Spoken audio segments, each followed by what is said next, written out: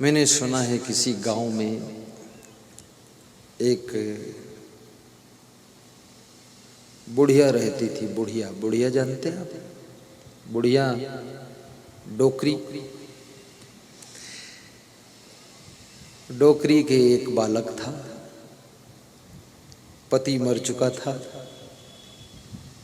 उस बालक को पढ़ाती है, हंसती है, गीत गाती है, पड़ोस से मजदूरी करके पैसे ला करके फीस देती है। बालक पढ़कर तैयार हुआ, भाग्य कुछ साथ दिया तो बालक कलेक्टर हो गया। कभी कभी गरीब का बच्चा भी बहुत आगे चला जाता है। इसलिए गरीब माँ बाप को भी कभी टेंशन नहीं करना चाहिए, बस बच्चे को आगे बढ़ने का अवसर देना चाहिए। ये मत सोचो कि तुम्हारे पास कम बुद्धि है तो बच्चे के पास भी कम बुद्धि है। नहीं नहीं नहीं नहीं, नहीं।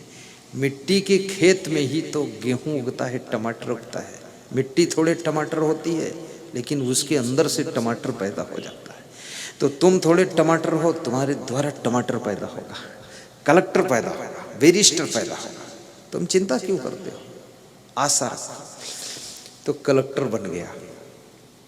शादी हुई तो उसको जो वाइफ मिली, उसको तो बिना मेहनत के कलेक्टर मिल गया पति। लेडीज बड़ी भाग्यशाली होती है।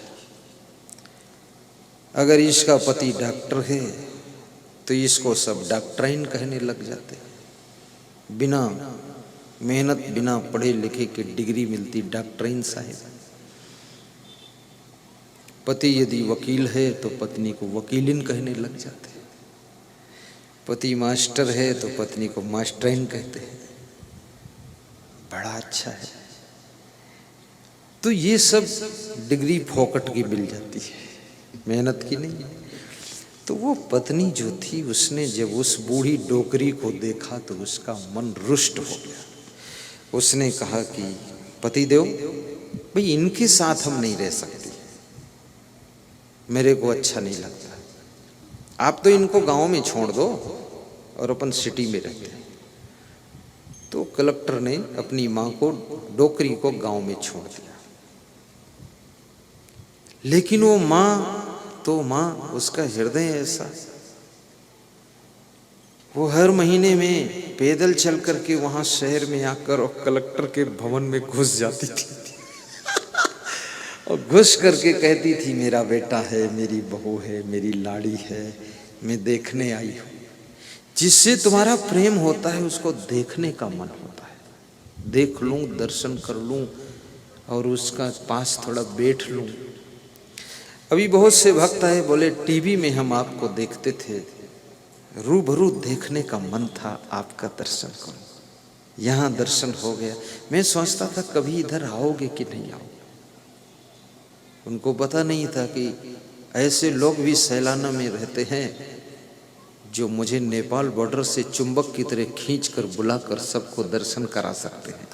रतनलाल चौहान, ये साधारण बात नहीं। तो वो बहू नाराज हो जाती थी कि इनको यहाँ क्यों आती है, ये बार बार डिस्टर्ब करती है। अब उस बहू को ज्ञान नहीं है कि मैं भी तो कभी डोकरी होंगी, कि हमेशा छोकरी ही रहूंगी। आज की छोकरी कल डोकरी बन जाती है। ये भी सब कभी छोकरा थे, आज डोकरा बनकर बैठे। सब बुढ़ापा आता है तो बहू ने कहा यहाँ बार बार मत आया करो। तो सासू ने कहा कि पोता आने वाला है तो मुझे तो आना पड़ेगा, अपने पोता को देखूंगी। पोता के प्रति सास ससुर का बड़ा मोह होता है। पोता के प्रति, पोता का मोह उनमें है कि नहीं है ये बात तो संदिग्ध है, लेकिन उनको बहुत मोह होता है। ये ममता बड़ी कठिन चीज है। तो कलेक्टर ने कहा, माता जी जाओ, तुम यहां मत आया करो, मेरी वाइफ मना करती है। जिसने लाइफ दिया उसका ख्याल नहीं है, वाइफ का बड़ा ख्याल है। जिसकी वजह से जिंदगी मिली उसको किनारे कर रहा है, कलेक्टर बना हुआ है। कितने कलेक्टर भी बुद्धिहीन होता है, रट रटा के कलेक्टर तो हो गया लेकिन बुद्धि उद्धि नहीं, मूर्ख है। अरे तू जिला डील करता है, अपनी छोटी सी फैमिली को भी ठीक से डील कर। जब एक फैमिली को, अपने माँ बाप को तू प्रेम नहीं दे सकता है तो जिले का उद्धार क्या करेगा तू? जिले के प्रति भी यही दुर्भावना पैदा करेगा क्या? कलेक्टर बना है, तेरे से कोई कम कलेक्टर हूं? IAS अफसर मैं खुद हूं। क्या कलेक्टर पलक्टर? जिसके पास में जो भरा नहीं है भावों से, बहती जिसमें रसधार नहीं, वो हृदय नहीं है, पत्थर है जिसमें परस्पर प्रेम प्यार नहीं है। थोड़े दिन बाद पोता का जन्म हुआ। वो डोकरी फिर पहुंच गई पोता को देखने के लिए। फिर बहू बहुत नाराज हुई, अरे इसका नजर लग जाएगा तो मेरा बेटा बीमार हो जाएगा, नहीं दिखाऊंगा। उसने कहा मैं देखूंगी पोता को। बड़ा झिका झोरी हुई, बड़ी मुश्किल से दिखाया, फिर कहा आज ही विदा हो जाओ, रात मत रहो यहाँ। चली गई रोती हुई डोकरी। सासू माँ, कलेक्टर की माँ भी रो रही है। जिसको प्रेम नहीं मिलता है उसको रोना ही रोना होता है, और जिसको प्रेम बहुत मिलता है वो प्रेम पाकर भी आंसुओं से डूब जाता है। और याद रखना, जिसकी जिंदगी में सब तरफ से प्रेम है, माँ का प्रेम, पिता का प्रेम, सास ससुर का प्रेम, भाई का प्रेम, उसकी जिंदगी तो स्वर्ग है, जिसको सभी का प्रेम मिलता है। कुछ आत्माएं ऐसी होती जो सबका प्रेम पाती है, बहुत बड़ी बात है, सबका प्रेम पाना। मैं निवेदन करूंगा, ऐसा स्वभाव बनाओ कि सबका प्रेम आपको मिले, ऐसा चरित्र बनाओ कि सब प्रेम आपसे करें, ऐसा व्यवहार बर्ताव करो कि सभी लोग प्रेम करें। कितने लोगों को प्रेम तो खैर कम हो ज़्यादा हो कोई बात नहीं, लेकिन ऐसा व्यवहार बर्ताव है कि मार पीट, लड़ाई झगड़ा, गुस्सा, गाली गलौज, प्रेम तो गया भाड़ में, पटकम पटकी चालू है। ये स्वभाव मत बनाओ, गम खा लो थोड़ा।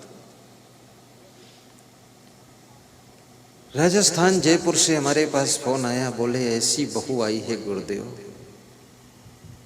कि उसके सास ससुर भी उसको बहुत प्रेम करते हैं और उसके पति और देवर और सब पूरा उसी में लगे रहते हैं।